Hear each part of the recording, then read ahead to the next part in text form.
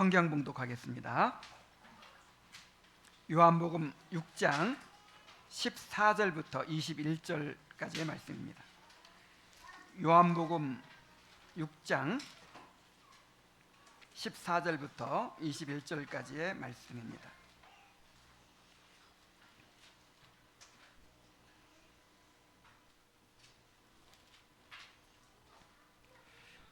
그 사람들이 예수께서 행하신 이 표적을 보고 말하되 이는 참으로 세상에 오실 그 선지자라 하더라. 그러므로 예수께서 그들이 와서 자기를 억지로 붙들어 임금으로 삼으려는 줄 아시고 다시 혼자 산으로 떠나 가시니라. 저물매 제자들이 바다에 내려가서 배를 타고 바다를 건너 가버나움으로 가는데 이미 어두웠고 예수는 아직 그들에게 오시지 아니하셨더니 큰 바람이 불어 파도가 일어나더라. 제자들이 노를 저어 10여리쯤 가다가 예수께서 바다 위로 걸어 배에 가까이 오심을 보고 두려워하거늘 이르시되 내니 두려워하지 말라 하신대 이에 기뻐서 배로 영접하니 배는 곧 그들이 가려던 땅에 이르렀더라. 아멘.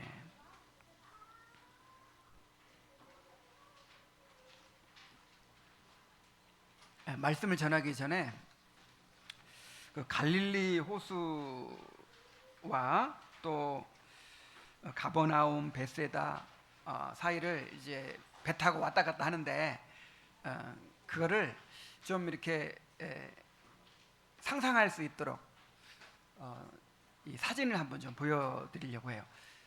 제가 2006년도 한 10년 전에 10년 전이 아니죠.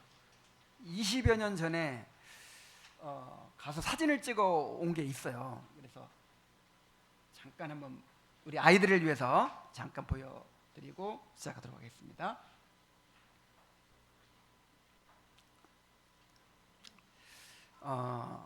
이 갈릴리 바다라고 이제 성경에서는 말하는데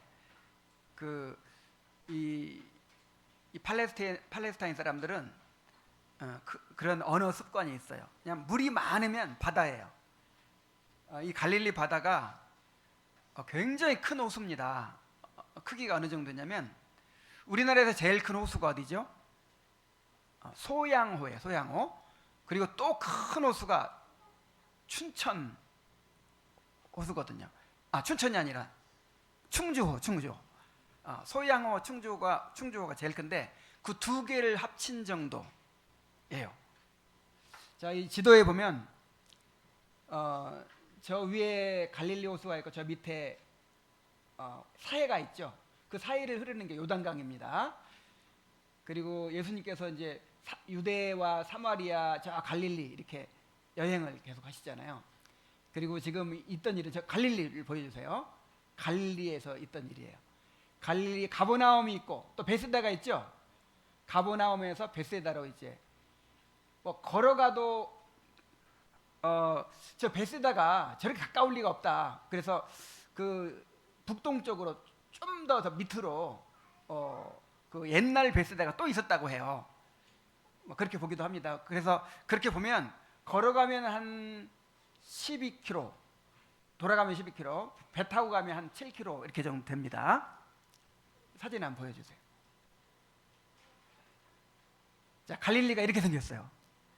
저게 산이에요. 저게 그냥 나무도 없고 푸른 초원이 펼쳐져 있습니다. 다음 사진도 보여주시고. 자, 이렇게 생겼어요. 그 다음에 또 이게 팔복산이라고 하는데 팔복을 산상순을 가르치셨던 산이라고 이렇게 생겼습니다. 그 다음에 여기도 여기 보면은 막 들판에 그 양귀비꽃, 아네모네 뭐 이런 꽃들이 굉장히 많아요. 더 이쁜 데도 있었는데. 그 다음에 또 그 다음에 자, 이게 오병이어예요. 아주 형편없는 음식이죠. 그 다음에 또 올려주세요. 이게 갈릴리 바다인데 거의 전체가 보이는 거를 제가 한번 찍었어요.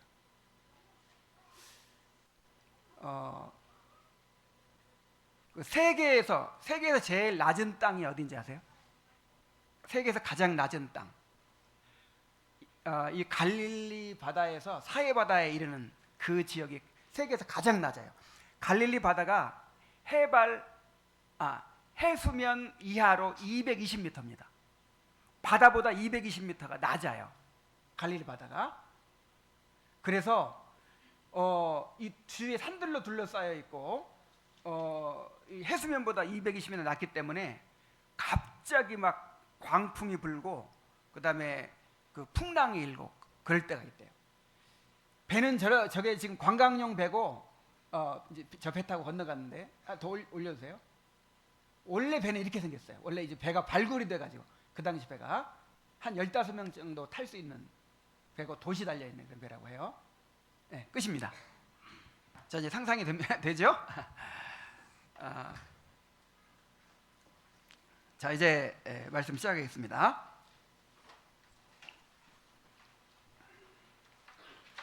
자, 예수님의 그 사역 가운데 인간적으로 볼 때 가장 큰 성공을 거두셨을 때가 언제였을까요? 오병이어로 남자만 5,000명, 10,000명 이상의 사람들을 먹이셨을 때입니다. 이 놀라운 기적을 통해서 사람들은 예수님이 메시아라는 사실을 확신하게 되었어요. 그리고 흥분한 군중은 예수님을 왕으로 추대하려고까지 했습니다. 그때 제자들의 마음이 얼마나 들떴을까요? 오랫동안 기다려온 하나님의 나라가 이제 실현되는 것 같았고 자신들이 그 나라에서 중요한 자리를 차지하게 될지도 모른다는 기대에 마음이 벅찼을 것입니다. 그런데 정작 예수님께서는 그러한 반응을 전혀 기뻐하지 않으셨어요. 오히려 냉정하게 그냥 그 판을 깨버리셨어요. 예수님은 서둘러서 제자들을 배에 태워 바다 건너편으로 보내시고 무리를 흩어보내신 후에 홀로 산으로 올라가 기도하셨습니다. 자, 왜 그렇게 하셨을까요? 그들은 예수님이 행하신 놀라운 표적을 경험하고도 그 가운데서 예수님이 어떤 분임을 깨닫지 못하고 예수님이 주시고자 하는 참된 복이 무엇인지를 발견하지 못했습니다. 오히려 예수님의 능력을 이용해서 자신들의 세속적인 기대와 욕망을 이루고자 했습니다. 그래서 예수님은 그들과 함께 하실 수가 없었어요. 우리 안에도 이러한 모습이 있지 않은지 살펴보아야 합니다. 이 말씀을 통해서 우리 자신을 점검하고 더욱 정결한 마음으로 주님께 나아가게 되기를 바랍니다. 자, 이제 오병이어의 표적을 본 사람들의 반응이 어떠했는지를 한번 살펴봅시다. 14절부터 15절까지의 말씀입니다. 그 사람들이 예수께서 행하신 표적을 보고 말하되 이는 참으로 세상에 오실 그 선지자라 하더라. 그러므로 예수께서 그들이 와서 자기를 억지로 붙들어 임금으로 삼으려는 줄 아시고 다시 혼자 산으로 떠나가시니라 그랬습니다. 자, 오병이어의 기적을 목격한 사람들은 이는 참으로 세상에 오실 그 선지자라 하고 소리쳤어요. 자, 여기서 그 선지자, 영어 성경을 보면 the prophet이라고 대문자로 되어 있어요. 그냥 선지자가 아닙니다. 그 선지자예요. 자, 이렇게 표현한 것은 모세가 장차 하나님이 보내주실 것이라고 예언했던 바로 그 선지자였다는 것입니다. 신명기 18장 15절에서 모세가 이렇게 예언을 했습니다. 내 하나님 여호와께서 너희 가운데 내 형제 중에서, 내 형제라는 말은 이제 그 민족 가운데서란 말이죠, 나와 같은 선지자 하나를 너를 위하여 일으키시리니 너희는 그의 말을 들을지니라. 자, 모세보다 더 큰 하나님의 사람이 어디 있습니까? 모세는 이스라엘 백성들 애굽에서 구해낸 그야말로 전무후무한 지도자잖아요. 그러면 나와 같은 선지자 하나를 보내주실 것이다, 이렇게 예언한 거예요. 그 나와 같은 선지자, 모세급의 그 위대한 선지자가 누구겠습니까? 바로 메시아를 가리키는 말이거든요. 근데 이제 유대인들은 이 나와 같은 선지자를 메시아로 이해하는 사람들도 있고 어떤 사람들은 메시아와는 별도로 또 모세 같은 그런 위대한 선지자다 이렇게 또 이해한 사람들도 있어요. 이걸 어떻게 알 수 있냐면 세례 요한에게 가가지고 물었죠. 세례 요한이 막 사람들을 많이 이끌고 영향을 미치니까 혹시 이 사람이 메시아인지 모르겠다 하고 이제 바리새인들이 보냈잖아요. 그래서 당신이 메시아입니까? 당신이 그리스도입니까? 이렇게 물었어요. 아닙니다. 그러자 또 뭐라고 물었죠? 그러면 당신이 그 선지자입니까? 이렇게 묻는 거예요. 어쨌든 그들은 예수님이 메시아이시거나 아니면 모세만큼 위대한 선지자임에 틀림없다고 생각을 했습니다. 그들은 예수님을 로마의 세력을 몰아내고 유대 나라를 부흥시켜 주실 영웅으로 그렇게 바라보고 기대를 했습니다. 당시 유대인들은 로마 제국의 식민 통치 아래서 로마와 결탁한 권력자들과 세리들의 수탈로 인해서 매우 고통스러운 삶을 살아가고 있었습니다. 이러한 절망이 계속되면서 백성들 사이에서는 메시아에 대한 기대가 점점 커져가기 시작했어요. 그래서 이 과거 마카비 혁명을 통해서 헬라 제국을 물리치고 나라를 회복했던 것처럼 이제는 메시아가 나타나서 로마의 세력을 몰아내고 자신들의 삶을 회복시켜 주기를 간절히 갈망했습니다. 자, 이러한 시대적인 분위기 속에서 오병이어의 기적을 경험하게 되자 사람들은 예수님이야말로 메시아로서 혹은 그 선지자로서 유대 민족을 부흥시켜 줄 분이 틀림없다고 믿었습니다. 그들이 기대한 메시아는 그들을 죄에서 구원하시는 구속자가 아니라 고통스러운 현실을 바꾸어줄 정치적 메시아였어요. 자신들의 욕망과 기대에 맞추어서 메시아의 모습을 왜곡해 버렸던 것입니다. 그래서 그들은 예수님을 억지로 붙들어서 임금을 삼으려고 했습니다. 이것은 조직적이고 집단적인 행동이었습니다. 사람들이 뜻을 모아서 예수님을 왕으로 추대하고자 시도했던 것이죠. 자, 여기서 주목해야 할 표현은 억지로라는 표현입니다.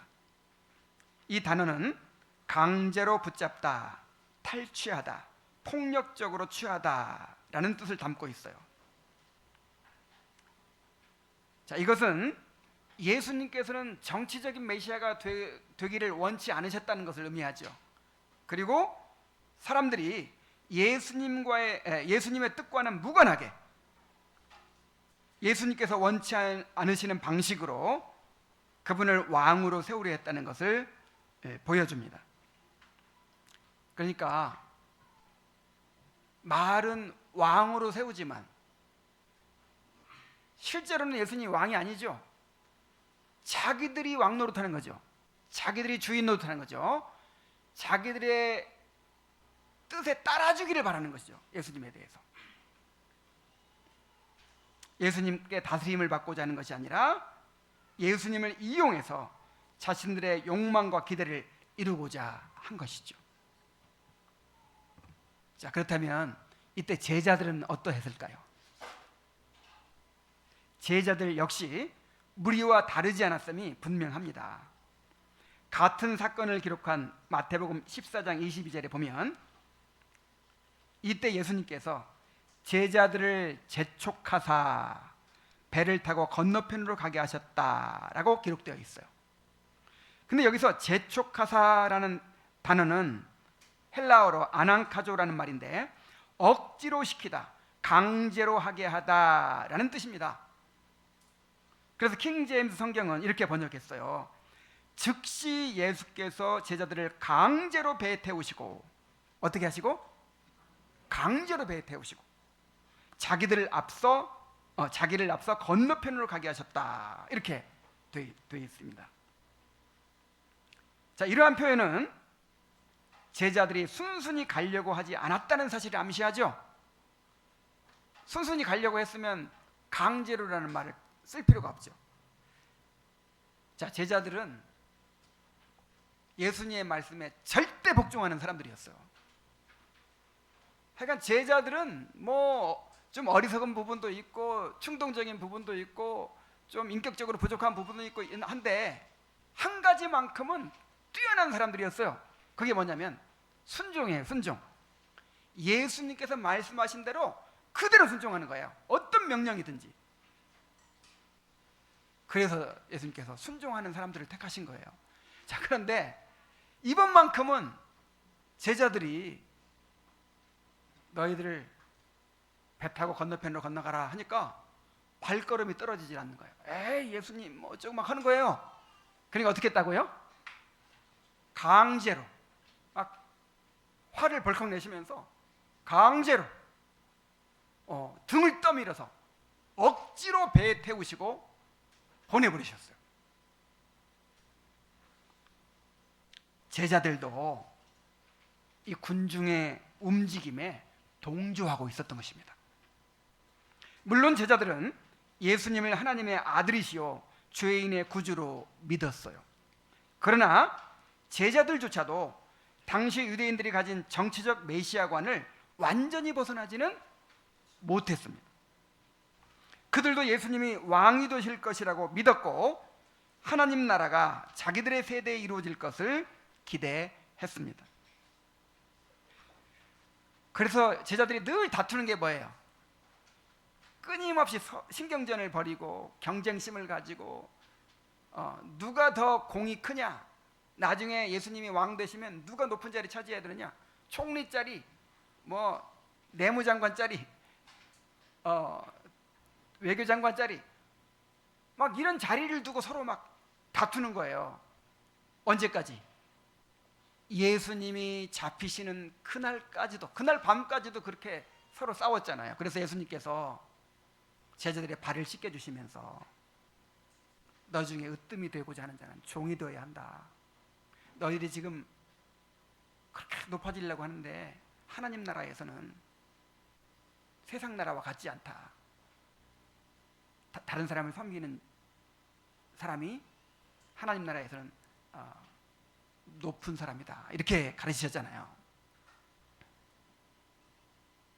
그러므로 우리가 예수님을 왕으로 추대하자고 운동을 벌일 때 그들의 마음이 얼마나 흥분이 되었겠습니까? 사실 자기들이 킹메이커 역할을 해야 되는데 백성들이 먼저 나서서 예수님을 왕으로 추대하려고 하는 거예요. 그러니까 얼마나 좋은 기회입니까? 더구나 예수님은 왕이 될 뜻이 전혀 없거든요.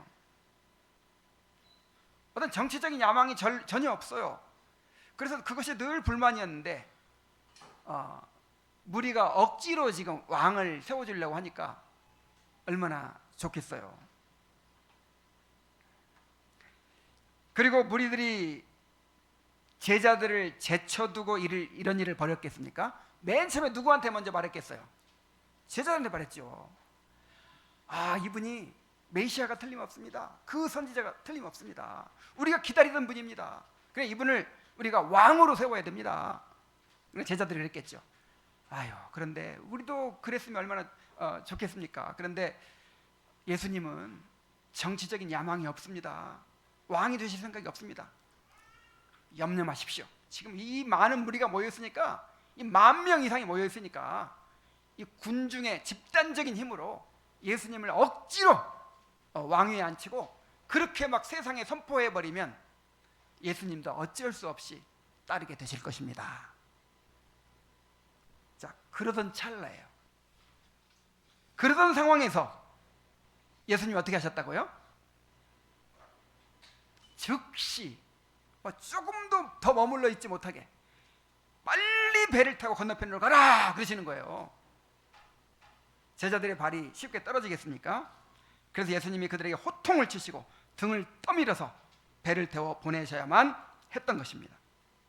이렇게 예수님을 믿는 제자들조차도 자기들의 기대에 맞춰서 예수님을 바라보았습니다.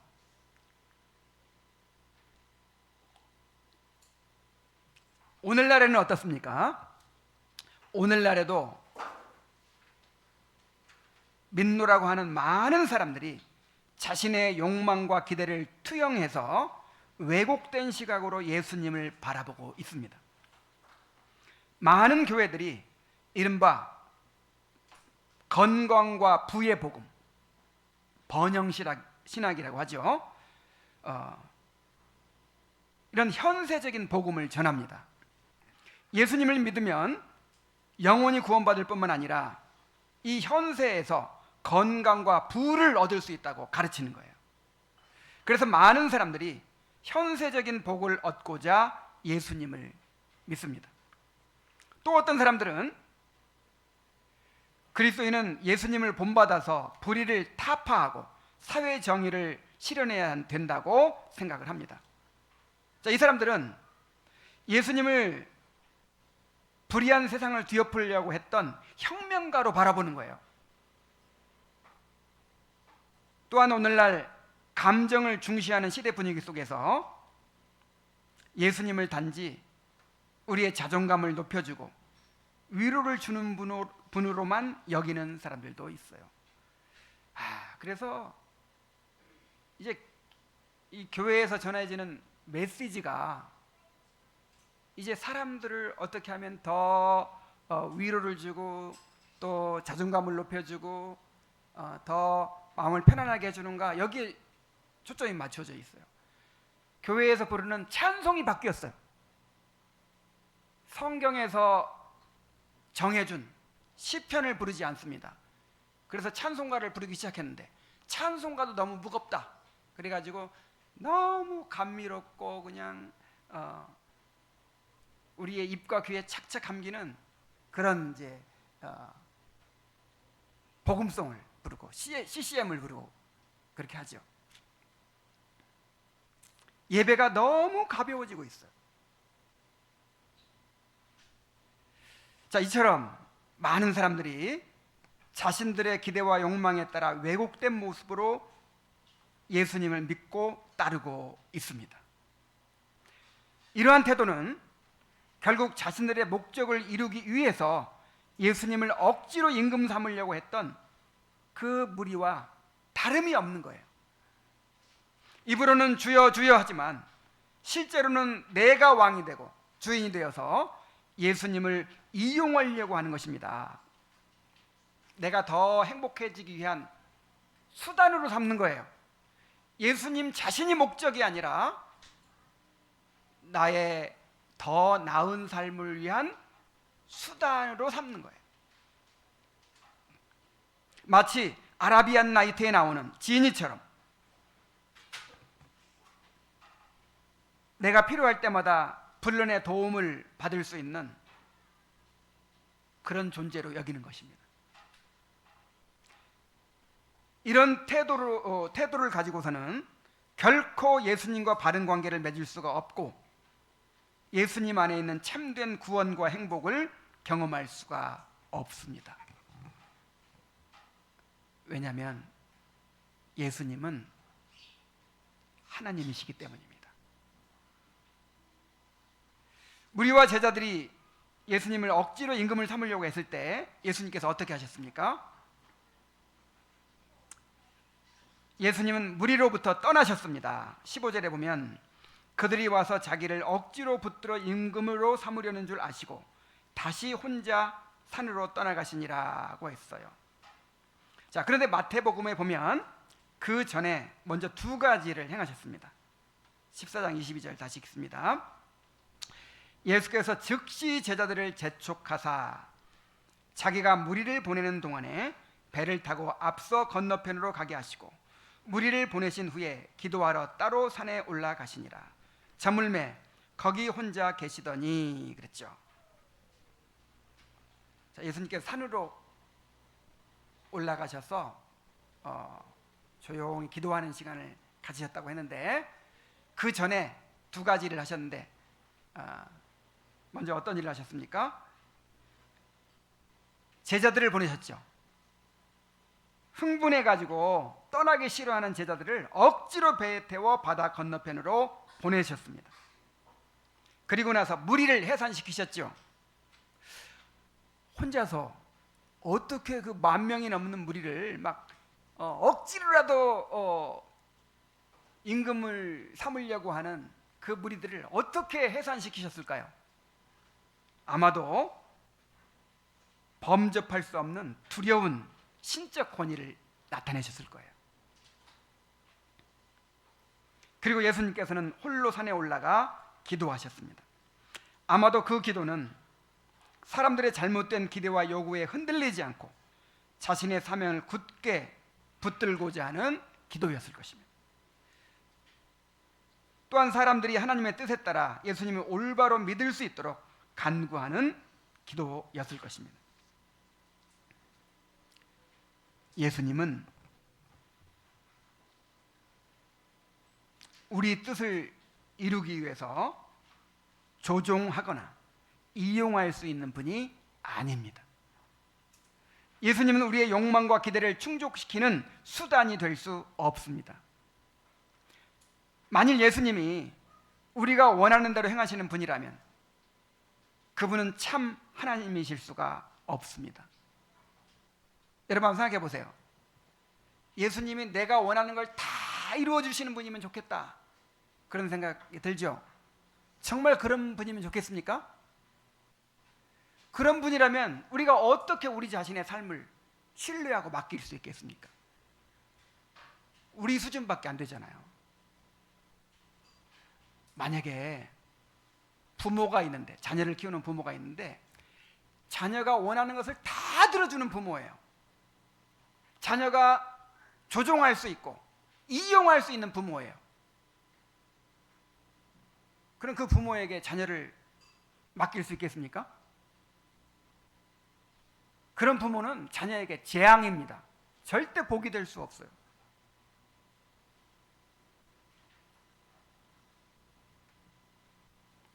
예수님은 우리를 무한한 지혜와 능력으로 다스리시고 인도하시는 하나님이십니다. 예수님께서 이 땅에 오신 이유는 우리의 왕이요 주인이 되셔서 우리를 죄에서 구원하시고 영원한 영광과 행복을 주시기 위함이었어요. 자, 우리를 죄에서 구원하시고 우리에게 영원한 영광과 행복을 주시기 위해서는 우리의 왕이 되셔야만 합니다. 우리의 주님이 되셔야만 합니다. 우리가 그분께 우리 자신을 온전히 맡겨드려야만 하는 것입니다. 그런데 우리가 그분을 우상처럼 여기고 자기 뜻대로 이용하려고 한다면 어떻게 우리와 함께 하실 수가 있겠습니까? 그래서 10계명의 제2계명이 10계명 가운데 가장 길죠. 저 오늘 아침에도 고백할 때, 야, 이 계명은 이렇게, 어떤 계명은 그냥 간음하지 말라, 살인하지 말라, 그렇게 짧은데 이 계명은 뭐 우상을 만들지 말라, 그래서 그냥 한마디만 하면 될 걸, 뭐 하늘에 있는 것이나 땅에 있는 것이나 땅 안에 물속에 있는 것이나 뭐 만들지 말고 뭐 섬기지 말고, 왜 이렇게 길어요? 자, 우리 인간은 하나님의 피조물로서 철저히 하나님께 의존된 삶을 살고 하나님께 복종하는 삶을 살아야 되는데, 이 죄로 말미암아 타락해가지고 하나님을 버리고 내가 하나님 노릇하려고 하는 본성이 있다고 했죠. 이것이 죄성의 뿌리입니다. 인간의 죄의 뿌리예요. 내가 주인 노릇하고 내가 왕 노릇하고 내가 하나님 노릇하려고 해요. 그래서 하나님을 믿어도 누구 방식대로 믿으려고 해요? 내 방식대로 믿으려고 해요. 이걸 가리켜서 우상이라고 하는 거예요. 하나님의 형상을 만들지 말라, 이 말이 무슨 말이냐면, 하나님을 믿는데, 하나님을 섬기는데 내 방식대로 예배하고 내 방식대로 의지하고 내 방식대로 믿지 말라, 그 말이에요. 성경에서 계시하시는 하나님, 그 하나님을 믿어야지. 내가 만들어낸 하나님, 아, 하나님이 이런 분이었으면 좋겠다, 예수님이 이런 분이었으면 좋겠다, 내 욕망을 투영해가지고 내가 만들어낸 하나님, 그렇게 섬기지 말란 말이에요. 이것이 우상숭배입니다. 이것이. 그래서 이 계명이 그렇게 길어요. 우리 안에는 이런 부패한 죄성으로 인해서 끊임없이 우상을 만들어냅니다. 칼빈이 우리 마음을 무슨 공장이라 그랬죠? 우상의 공장이라 그랬어요. 끊임없이 우상을 만들어내요. 하나님을 우리의 방식대로 섬기려고 하는 것도 있고, 하나님 섬기기가 너무 힘들 것 같으니까 내 마음에 맞는 신을 또 만들어내요. 하나님 대신 의지하는 것, 하나님 대신 사랑하는 것들을 끊임없이 만들어내요. 하나님께서 복을 주시면 그 복을 가지고 우상을 만들어요. 오병이어로 5천 명이 넘는 사람을 먹였죠. 10,000명이 넘는 사람을 먹였죠. 복을 받았죠. 은혜를 받았죠. 그러면 그 목적이 뭐예요? 와, 하나님, 예수님이 하나님이시구나. 예수님께는 못하실 일이 없구나. 그래서 우리의 죄를 대속하여 주시고, 우리에게 영원한 구원을 주시고, 우리에게 참된 행복을 주실 수 있는 분이구나 하고 큰 것을 기대해야죠. 그런데 오병이어 떡 얻어먹고 나니까 어떤 욕망이 생겼어요? 야, 예수님만 잘 따라다니면, 예수님만 잘 이용하면 이제 우리가 잘 사는 나라가 될 수 있겠다. 이제 내가 편하게 잘 살 수 있겠다. 오히려 이 현세적인 복을 더 기대하는 거예요. 이게 우상이 되어버렸어요. 우상이. 그래서 인간의 마음은 우상 공장이어서 어떤 복을 받아도 그거를 바르게 이용하지 못하고 우상을 만드는 기회로 삼습니다.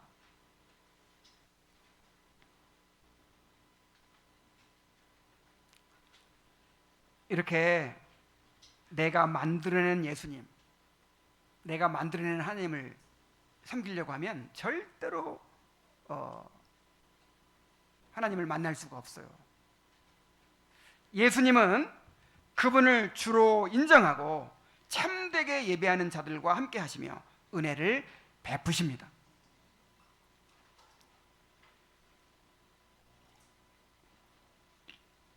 자, 무리를 떠나셨죠. 예수님께서. 계속 거기 있으면 어떻게 돼요? 계속 거기 있으면 안 됩니다. 그래서 그들을 위해서라도 예수님이 떠나셔야 되는 거예요. 자기를 감추셔야 되는 거예요. 근데 이 제자들은 어떻게 합니까? 이 제자들은 어떻게 해야 되겠어요? 이 사람들을. 그들을 고난을 통해서 연단하십니다. 16절에 봅니다. 16절부터 21절까지. 저물매 제자들이 바다에 내려가서 배를 타고 바다를 건너 가버나움으로 가는데 이미 어두웠고 예수는 아직 그들에게 오시지 아니하셨더니 큰 바람이 불어 파도가 일어나더라. 제자들이 노를 저어 시베르쯤 가다가 예수께서 바다 위로 걸어 배에 가까이 오심을 보고 두려워하거늘 이르시되 내니 두려워하지 말라 하신대 이에 기뻐서 배로 영접하니 배는 곧 그들이 가려던 땅에 이르렀더라 그랬어요. 자, 예수님께서 무리를 흩으시기 전에 먼저 어떻게 하셨죠? 제자들을 즉시 막 강제로 등 떠밀어 가지고 막 배에 태워 가지고 막 보내버리셨죠. 그때가 이제 해질 때니까 한 저녁 6시쯤이라고 합시다. 그렇게 해서 이제 출발을 했어요. 그런데 가다가 뭘 만났어요? 갑자기 폭풍이 불고 파도가 치기 시작합니다. 마태복음 14장 24절에는 이렇게 기록되어 있어요. 배가 이미 육지에서 수리나 떠나서 바람이 거스림으로 물결로 말미암아 고난을 당하더라 그랬어요. 자, 아까 갈릴리 바다를 좀 설명해 드렸죠. 이 호수는 길이가 21km, 폭은 가장 넓은 곳이 13km 정도는 큰 호수인데 해수면보다 220m나 낮은 데다가 주변에 산들이 둘러싸여 있어서 갑작스러운 강풍과 큰 파도가 자주 발생하는 특징이 있습니다. 그 갈릴리 바다는 220m 해수면 이하고 또 밑으로 내려가서 사해 바다는요 430m나 해수면 이하예요. 그러니까 세계에서 제일 낮은 지역이라고 볼 수 있어요. 자, 그런데 제자들이 배를 타고 시베리쯤 갔다고 했어요. 시베리. 이제 이걸 헬라어로는 스타디온들이라고 해서 한 4km, 5km 정도 됩니다. 그래서 그냥 의역한 거예요. 시베리라고. 자, 시베리쯤 갔을 때 갑자기 폭풍이 몰아쳐 거센 파도가 일어나 그들을 덮쳤어요. 그래서 제자들은 어둠 속에서 밤새도록 풍랑과 사투를 벌여야 했습니다. 자, 예수님이 그들에게 오셔서 구해주신 때가 밤 사경이었다고 했어요. 사경은 우리 시간으로 새벽 3시부터 6시 사이입니다. 자, 몇 시에 출발했죠? 전날 밤 이제 어두워지기 시작할 때 6시에 출발했는데 몇 킬로쯤 갔어요? 4킬로쯤 갔는데 몇 시가 됐어요? 새벽 3시에 6시 됐단 말이에요. 3시에서 6시. 그러니까 짧게 잡아서 3시라고 해도 9시간 이상. 9시간 이상을 그 풍랑 속에서 그렇게 고생을 한 거예요. 그들이 어둠 속에서 밤새도록 얼마나 큰 고통을 겪으며 두려워했겠습니까? 그런데 왜 제자들이 이런 고난을 당하게 되었을까요? 자, 누가 가라고 해서 갔어요? 예수님이 가라고 해서 갔어요. 그리고 마가복음 6장 48절에 보면 예수님께서 산에서 기도하시면서 실적인 능력으로 그 모습을 보고 계셨어요. 괴로이 노젓는 것을 보셨다 그랬어요. 제자들이 아이고 우린 다 죽었다 하면서 막 벌벌 떨면서 그냥 빨리 노를 잡아라, 빨리 돛을 뭐 어떻게 해라 막 소리치면서 막 그렇게 고생하는 거를 예수님이 어떻게 하고 계셨어요? 산 위에서 기도하면서 보고 계셨어요.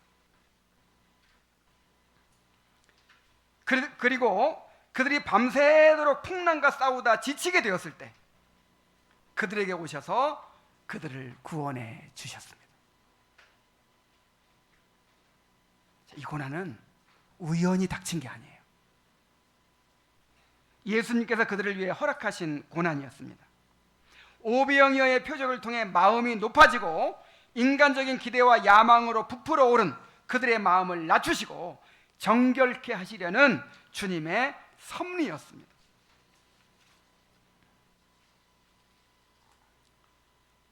여러분 제자들의 심정으로 한번 이렇게 감정이입을 해보세요. 예수님께서 지금 지금 엄청난 성공을 거두고 군중들이 막 난리가 난 거예요. 그리고 예수님을 억지로 왕으로 세우려고 해요. 막 그 순간 가장 막 흥분된 그 절정의 순간에 예수님이 갑자기 막 등 떠밀어 가지고 건너편으로 가라는 거예요. 이 중요한 순간에 아마 이때도 예수님이 두려운 권위를 나타내셨을 거예요. 그래서 이제 억지로 배 타고 가긴 하는데 여전히 흥분이 가시지 않은 상태로 투덜대면서 예수님을 원망했을 것입니다. 예수님 도무지 이해할 수가 없어. 예수님께서 세상을 구원하기 위해 오셨으면 왕이 되셔야지. 왕이 되셔서 그 권세로 이 경제도 부흥시키고 나라도 부흥시키고 로마 세력도 몰아내고 그렇게 하셔야지. 이 결정적인 중요한 순간에 왜 우리를 쫓아 보내버리시는 거야? 하면서 막 투덜대고 막 그러고 그냥 막 이렇게 가는데 뭘 만났어요? 갑자기 막 바람이 불기 시작하더니 그냥 배가 뒤집히려고 하는 거예요.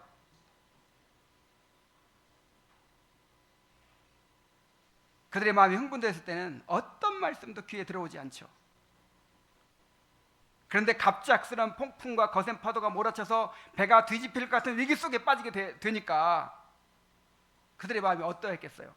그리고 이 사람들은요 어렸을 때부터 갈릴리 바다에서 잔뼈가 굵은 사람들이에요. 이 갈릴리 바다 전문가들이에요. 배를 한두 번 타고 다닙니까? 그래 자기 힘으로 돼야 한대요. 그 사람이 다 어부들인데 그 12명이 힘을 합해가지고 그렇게 배를 운행해 보려고 하는데 안 돼요.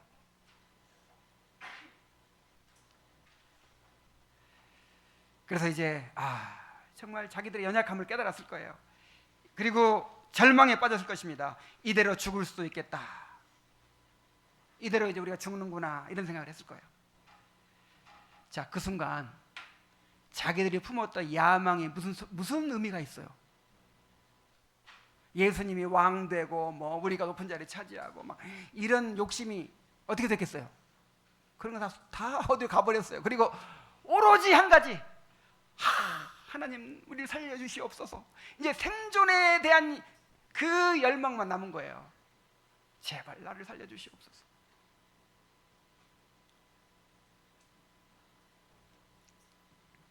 그때 예수님께서 무리를 걸어서 오시는 거예요. 그 풍랑에 있는 바다를 걸어서 오십니다. 제자들은 막 야, 유령이 나타났다 하고 막 소리 지르니까 나다, 두려워하지 말아라 하시는 거예요. 물론 더 자세하게 얘기하자면 이제 베드로가 그렇다면 나를 뭐 내려오라고 하소서 막 이렇게 또 하면서 바다 위로 걷기도 하고 말했죠. 어쨌든 예수님을 배에 모셔드리니까 바다가 잔잔해지고 그들이 구원을 얻게 되었습니다. 그리고 그제서야 그들은 낮아지고 비워진 마음으로 만물을 주관하시는 예수님을 바라보게 되었습니다. 그 사건은요, 예수님께서 자신의 신성을 나타내신 사건이에요. 그래서 요한복음에 표적이 몇 가지 기록됐다 그랬죠? 7가지 기록됐다고 했는데 오병이어의 표적이 4번째 표적이라면 이 무리를 걸으신 표적은 5번째 표적이에요. 이 표적을 통해서 예수님이 하나님이시고 만물을 주관하시는 분이다 라는 것을 이제 보게 된 것이죠. 그제서야 그들은 예수님을 바른 시각으로 바라보게 되었고 믿음을 회복하게 되었습니다. 예수님은 고난을 통해서 그들의 교만해지고 세속적인 욕망으로 가득 찬 마음을 정화하신 거예요.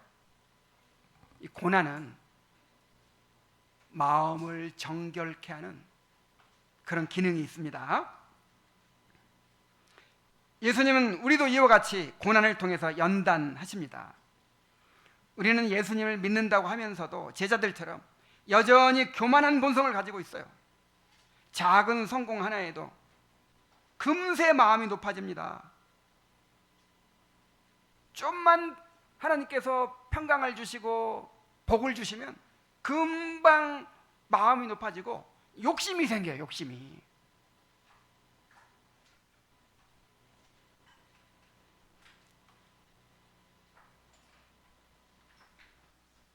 그래서 그런 것들이 우리 마음의 우상이 되어버리고 심지어 예수님마저도 우리 뜻을 이루기 위한 수단으로 삼으려고 합니다. 이렇게 마음이 높아져 있을 때에는 주어진 축복들에 대한 감사를 잃어버리고 주어지지 않은 것들에 대한 원망과 불평으로 가득하게 됩니다. 그래서 주님은 때때로 고난을 통해서 우리의 높아진 마음을 낮추시고 세속적인 욕망과 헛된 기대를 내려놓게 하십니다. 우리가 삶 속에서 풍랑을 만나 씨름하는 순간 비로소 우리는 우리 자신이 얼마나 연약한 존재인지를 깨닫게 됩니다. 우리가 하나님의 은혜 없이는 아무것도 누릴 수 없다는 사실을 깨닫고 모든 것들에 대하여 감사하는 마음을 갖게 되는 거예요.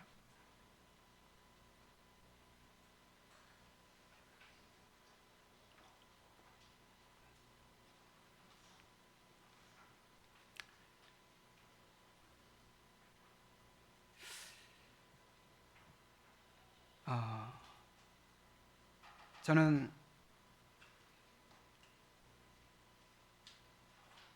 이것이 제 이야기예요. 제 이야기.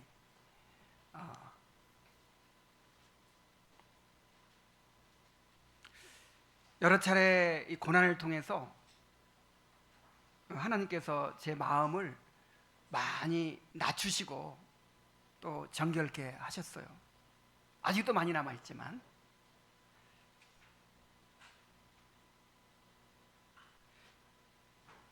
그래서 이제는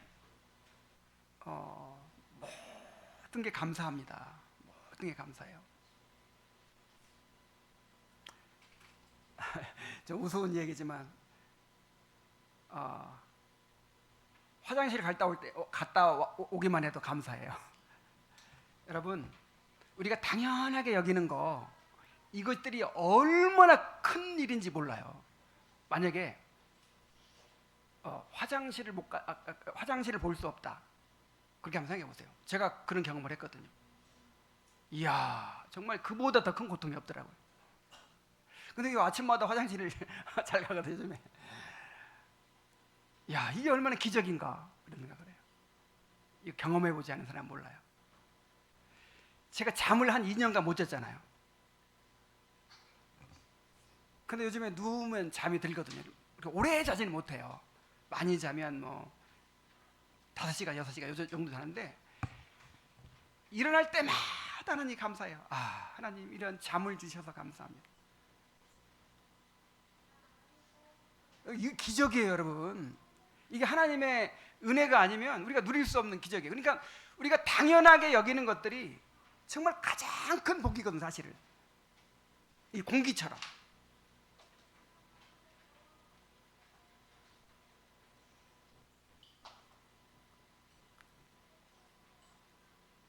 용광로 속에서 금속이 재련되듯이 고난 속에서 우리의 마음이 낮아지고 비워져서 예수님을 바로 볼 수 있게 됩니다. 그제서야 말씀이 귀에 들어오기 시작하고 예수님만이 참된 위로와 소망이 되신다는 사실을 깊이 깨닫게 됩니다. 그래야 우리가 붙들고 있던 모든 우상들을 내려놓고 오직 주님만을 의지하게 되는 것입니다. 이러한 주님의 섭리가 없다면 어떻게 우리의 교만한 마음이 낮아지고 비워질 수 있겠습니까?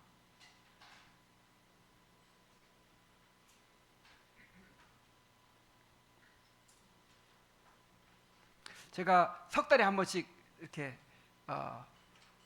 이제 검사를 하고 있잖아요. 수술 후에 검사를 하고 있는데 석 달에 한 번씩 겸손해지는 시간이에요. 석 달에 한 번씩. 이번에는 이 수술한 부위가 굉장히 아픈 거예요. 계속 아파요. 야, 이거 벌써 또 무슨 일이 난 거다 이거. 그래가지고 이제 앞으로 내가 어떻게 될 것인가 이런 것이 다 생각이 나잖아요. 자, 이런 순간에는 모든 욕심이 사라지는 거예요. 하나님께서 좋은 차를 주시니까 그렇게 한동안 감사하더니 왜 이렇게 차가 작아? 더 큰 차가 보이기 시작해 요즘에. 그래, 중형차 정도는 돼야지. 그런 게 다 무슨 소용이 있어요. 내가 죽게 생겼는데. 근데 병원에 가서 검사했는데 아무 이상 없답니다. 진짜 무서운 거는 안 아프대요. 오면서 그런 생각했어요. 만약에 이런 고난을 통해서 우리를 이렇게 깨뜨려 주시고 낮춰 주시고 또 정결케 주시는 이런 섭리가 없으면, 내가 어떻게 스스로 겸손해질 수 있을까? 내가 어떻게 우상들을 스스로 버릴 수 있을까? 내가 어떻게 스스로 나를 주님께 굴복시킬 수가 있을까? 이렇게 고집세고 이렇게 내 것을 내려놓을 줄 모르는 사람이,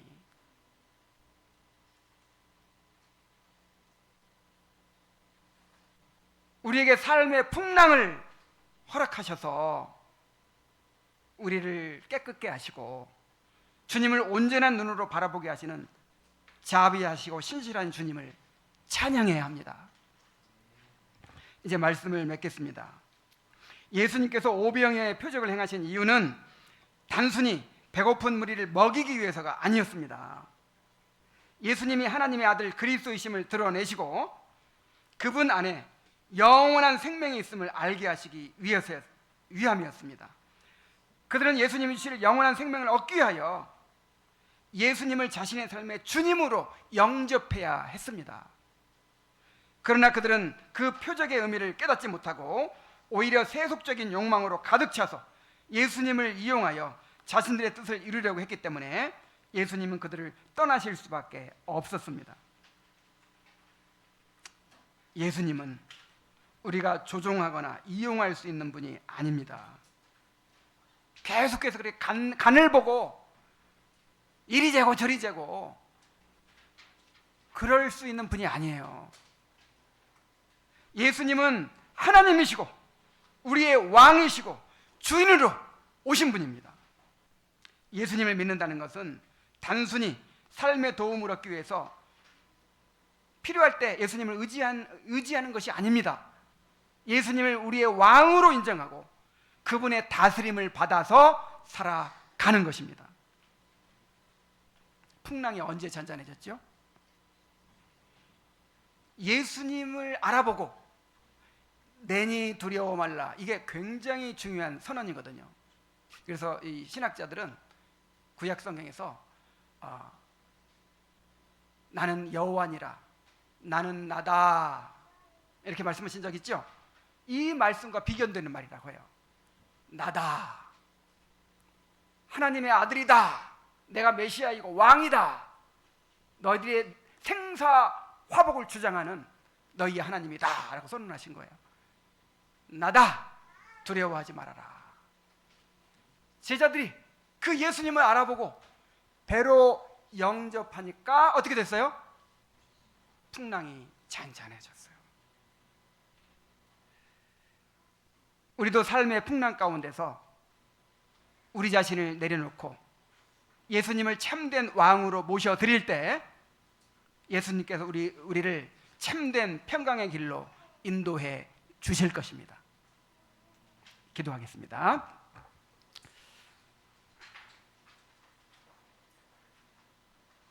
하나님 아버지,